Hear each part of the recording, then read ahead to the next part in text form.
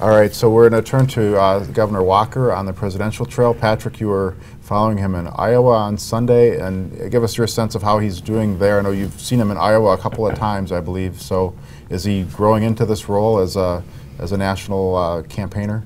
Well, he's certainly getting used to it. He's spending enough time there. He's been there a lot, and then after he announced his presidential run, it was clear that he put the most focus on Iowa. He was there for 3 days, hit 11 counties in his Winnebago. It's, you know, this thing that he's going to be going down there a lot, going to hit all 99 counties.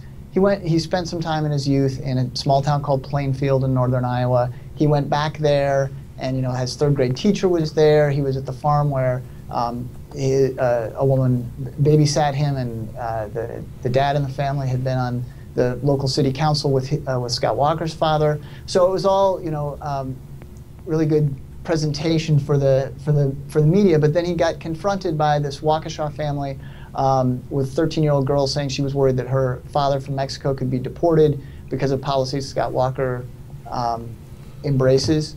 And so they had a little discussion about that in front of the media. It was, I don't think anybody quite expected that to happen. Yeah, well, let me ask Dan this question, because that's, the family didn't travel there on their own. They got there with help, right? So it's the sort of the maybe the newest wrinkle and things that the opposition knew he wanted a great video probably, of the kid. And then, so then they bring the other family over and kind of gum up. Well, you have Walker's that, message. and then you also have trackers everywhere. And in fact, it's to the point that everybody knows, and the trackers are people from the opposition who are filming everything that's going on. And it's gotten to the point where everybody knows the other trackers actually become part of like the team of people following whatever. But it is true that Walker spent his time in Iowa, but the big news this past week has been the emergence of Donald Trump and the impact that he's having on this race. And what impact does that have on Scott Walker? Because the attention was not on what Scott Walker was doing in Iowa so much, it was how did everybody respond to the silliest thing, the recent silly things that Donald Trump is saying. I want to know if Donald Trump has Scott Walker's telephone number to give it out.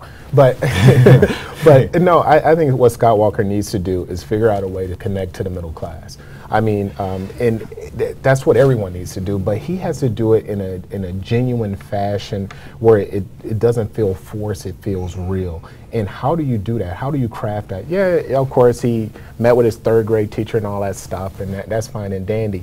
But that doesn't connect me to middle class values and what he will do to support the middle class. He has to define that and illustrate it so people will say, okay, that's someone that I could agree with and I could support him.